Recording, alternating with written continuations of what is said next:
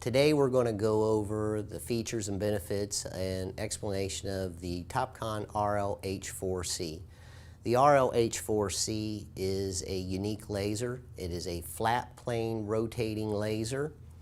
It has the working diameter of 2,600 working feet, which that means that's 1,300 foot out per window. The also nice thing about the H4C is, yes, it's primarily used in flat plane only, but occasionally when you get that job that requires a pitch or a little bit of slope and it doesn't justify getting a real slope laser, then this also has the features in it where we call it econograde, and it's in one axis only, and you can go up to 5%. The other nice thing about the H4C is that you've got two choices of it. The one, as you see here today, comes with the rechargeable battery pack, which we'll go over that here in a few seconds. But you can also order it without rechargeables, where it would just come with 4 D-cell flashlight batteries. And then the final thing, which is really the best about this unit, is Topcon quality. One more time, Topcon puts their reputation on the line. This unit comes with a 5-year warranty, and what that means is 5 years. If this unit fails on its own, Topcon stands behind all parts and labor under warranty. So there's none of this where you buy an extra year, or after the 3rd year we only cover certain things. It's as simple as it is. 5 years, unit fails on its own, we stand behind it. Let's just start and go through the operation of the unit. The first thing you always want to do, of course, you're going to mount it on a tripod, which it accepts a 5/8 by 11 thread, which is common with most of your tripods. After you mount it, the first thing you're going to do is you're going to push this green button right here. Turn it on, you'll notice there's a little LED flashing, and you'll notice there's no rotation of the head. Once it levels up, the rotating head will start to spin, and then this little LED will come on solid. As you can see, it's starting to rotate. LED is solid. That means it's self-level and ready to go to work. Now, the nice unique thing about this is this button right over here, which is what we call elevation alert. Topcon's lasers, slope and flat plane, come with built-in elevation alert. What that means for you is that once this unit levels up and starts to spin, after she has spun for 1 minute, after that 1 minute, if I were to bump a leg, or if you're using it in the spring or fall when ground can start to settle and a tripod leg can settle into the ground, it will change the elevation of the laser. And what's important that you know is when that elevation is changed. So what will happen after that 1 minute, if I were to bump this, the unit will shut down and stay down. What will happen is it will go into a slower rotating speed, and I will show you here in a second of how you will know this happened when you are out working with the handheld receiver at several hundred feet away. Also, once that does happen, it'll give you information at the receiver, and then these 3 lights here will start flashing at you, letting you know that it has been bumped. This is a plus. It's like having insurance, and you want to know this because there are other brands out there that are self-leveling that when they do get disturbed, they'll shut off momentarily, and if they're not out of their complete self-leveling range, they'll re-level back up, go back to work, but if your crew did not catch that, then the height has changed on the instrument, and you don't want to find that out at the end of the job when you're having to rework. You want to know it happened, immediately happened, so you can make the correction. So I'm going to demonstrate now, before I go into any other buttons, this elevation alert. I'm going to bump the laser. We're just going to do this. And if you noticed, it stopped, but it's at a very slow speed. You'll notice all 3 lights are flashing at me now. What this means is that elevation alert has been triggered off. you will get a signal at your receiver, which we'll demonstrate here in a minute. Then, of course, what would happen is once you know that this has happened to the unit, you're going to come back over the unit. It's identifying to you what has happened. You're going to power the laser off, power the laser back up. Notice the little lights blinking. Notice there's no rotation. So it's re-leveling itself. Once it re-levels, it'll start to rotate again. But before you go back to work, you're going to take your handheld receiver, go back over to your benchmark, and recheck your height to make sure it hasn't changed. Because if it has, you want to make that correction right then before you continue to work. The next button that we have here is the red buttons right here, which I said earlier, that you can use a Connie slope, which is up to 5%. Now, how that works is when you look at the front of this display, you'll see an arrow going that way and an arrow going that way. What that means is you can only slope it in one axis, and that's your axis when you're looking at the front of the unit, meaning left and right. Okay? So how that would work is once I found the height of my instrument, and I know that from here to 100 foot or 200 foot, whatever that distance may be, if I want it not flat and I want something less than 5% of slope, then what I'm going to do is after I take the height of my instrument, then I know that from this point to that point, I want to be, let's say, 1 inch lower. So I will go ahead and make that calculation with my receiver on the grade rod. Then I will hold it over here on my benchmark. And then if I'm wanting the slope to go down, head in that direction, I push this button right here, and you'll notice that this unit, the beam will start driving down.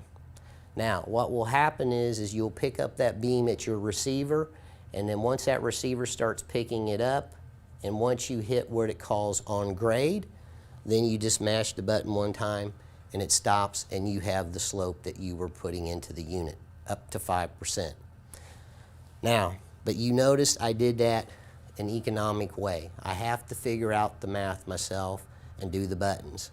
But again, primarily this is used for flat plane use only, and if you're doing constantly slope work, then I really recommend that you buy a real slope laser. But this unit does have that for that one job out of 100. The next button is this button right here. It's called manual. Since this is a self-leveling laser, why would I ever want to put this laser in manual? Well, if I have a job that, let's say I'm doing residential, I'm running a sewer lateral out from the house out to the main line, or I'm putting in a driveway at a steep slope, or there's a ditch out there. It doesn't require precision slope, but it does require something more than 5%. So what you can do is set it up to where I have the 2 legs out to the side here, the 1 leg in the back. And let's say that I'm wanting to do a 3-to-1 ditch, but it's not precision, but just get it in the ballpark. What I can do now is hit this button twice. You notice I turned the self-leveling off. It's re-leveled. Now it's disengaged the self-leveling mechanism. So now that I can take this 1 leg and tilt it this way, or if I need to bring it up this way. And you can see that I'm gaining a greater slope than 5%. But this is all done manually. And I'm going to put it back into self-leveling. And when we were talking earlier about the elevation alert, I want to point out, you saw the importance of elevation alert, that it's a must with a self-leveling laser, so that you want that laser to shut off if anybody disturbed or bumped it, so it wouldn't re-level and you'd be having wrong readings. The questions always come up, why would I ever want to turn elevation alert off? The reason that you would ever want to turn it off, if I'm doing concrete work or I'm using this as an inspection tool for a general contractor, and anything that I'm trying to get very precise, I want elevation alert on. But let's say I'm a grading contractor and I'm out here and I have several big articulated off-road trucks. I have several excavators, motor graders, bulldozers, a lot of heavy machinery, and it's a vast dirt moving size job. And I have this out in the middle of that job and I'm just using it so the grade checker can go around and checking, you know, where they're making the big cuts, where they're filling. My point is on that type of application, I'm not looking to try to get within a 16th or an 8th. If I'm within a 10th, I'm happy when I'm moving that large amount of dirt. So with this being that sensitive, and if it's in the middle of the job, you can see where there's enough vibration in the ground that I could cause the elevation alert to go off. The first time that goes off, the grade checker's not going to be upset. He's going to understand what's happening. He's going to walk back over, turn the laser off back on. But you can imagine if this happens numerous times during the day, it's going to be frustrating for that grade checker. So the grade checker still wants it self-leveling, but doesn't want it as sensitive. So if I come up to this button and hit it 2 times, notice I turned elevation alert off. So now it's not so sensitive, but I still have self-leveling function. Example, I'll just show you. If I bump this a little bit, you notice the laser has shut down, but it's not flashing the elevation alert has been triggered off. As long as it's in its leveling range, it's going to re-level like it has and go back to work. So that is why you would ever want to turn elevation alert off. But when you first turn the laser on, elevation alert is automatically going to come on after it has leveled and ran for 1 minute. So if I want to go back with elevation alert back on, hit the button. Now after she spun for 1 minute, the elevation alert will engage again and be effective. So we've covered the econo slope buttons, elevation alert, why it's so critical, but if you didn't want it on, how to turn it off. If you had an application where I needed more than a 5% slope, then I can put this completely into a manual mode to where I can hold it upside down sideways and she's still going to run. But I'm using that tripod leg to give me that steeper slope. Now, final, we talked about the rechargeable battery pack. What's nice about the Topcon rechargeable battery pack is several things. If the guys in the field forgot to recharge this pack and they're in the middle of the job and it went dead, do not panic. There's a clip here and a clip here. This brick detaches and comes out, and I can put 4 D-cell flashlight batteries in here, put it back in, go back to work. Now, the reason I point this out so much is some of our competitors do not have a safety device built into their offering that I'm showing here with this pack, meaning that they put D-cell flashlight batteries in here. They put it in. They go back to work. And this evening when we're done, the person that put the D-cells in most of the time is not the person that's going to take it down, take it into the job trailer, plus you're in a hurry to head home. So don't check things out. Just pop this open and stick the 110 charger to it and plug it in.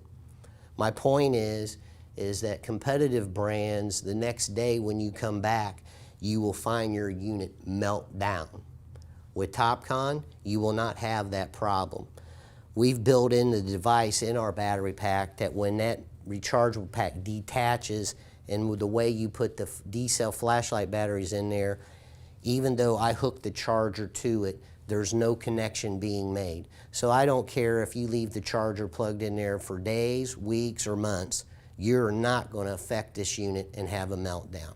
This is the LS80L receiver. If you notice, the red window here is where you pick up the beam. The side window over here is where you'll get a visual display of a high arrow, a low arrow, or a solid bar, meaning on grade. The display, you can read it as well on the back side as well. Of course, this green button here is your power button that turns it on. This button here is your wide and narrow deadband button. What that means is, if you'd like to try it yourself, you can take it off the bracket and you'll notice we have a notch on this side and a notch on this side, and them notches are right in line with where the on grade is. So if I put it in narrow band, what that's doing is tightening up the deadband width of your on grade signal. So if I were to bring this down into the plane of light, telling me that I'm high, high, high, and as I get to when it first comes on grade, if I had this flat against a wall and made a mark there or there, then if I would continue to bring the receiver on down until the arrow tells me to come back up, then I make the marks, and what that will show you is in narrow band it's plus or minus a 1/16, which that means from the top side to the bottom side of that, you really got an overall width of 1/8 of an inch. So the reason I'm pointing that out is if I start high to grade, then I want to continue all my readings high to grade. Because if I go high to grade, then the next reading I go low to grade, right there I've already got an 1/8 inch difference. And that's just because I did not use this properly. Has nothing to do with the accuracy of the laser. And then of course, if I go into narrow band is plus or minus 1/8, which again, as soon as I hit on grade, continue to tell me to come back up, plus or minus 1/8. Now I could have a 1/4 inch of error. So that's what the deadband button's for. And this button here determines which audio motion you want it in. If I'm working with this unit, putting in concrete forms, and I have this at my head height all day long, the beeping sounds, the difference between high, low, and on grade, can after a while aggravate you. So I can turn it off to where I have no audio at all, and then I can just watch the display on the back telling me if I need to come down, come up, or I'm on grade. Now let's say I have this maybe a couple feet above my head.